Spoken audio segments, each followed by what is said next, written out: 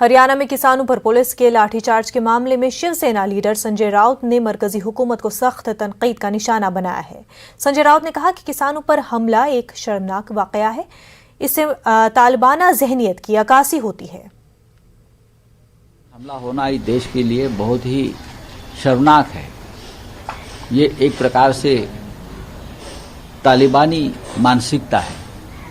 जो किसान 2 साल से अपने न्याय के लिए बैठे हैं गाजीपुर बॉर्डर पे, हरियाणा बॉर्डर पे, जो किसान अपने न्याय के लिए आवाज़ उठाते हैं, उनको सीधा सर फोड़ने का आदेश आपका एक एसडीएम देता है और सरकार को उसकी थोड़ी भी वेदना नहीं होती, तो ये सरकार कैसी गरीबों की और किसानों की सरकार आप बोल सकते हो?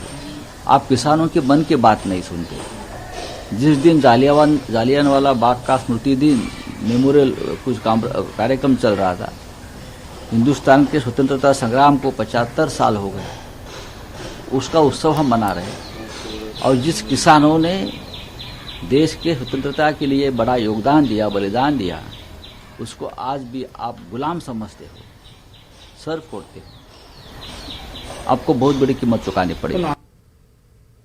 बीजेपी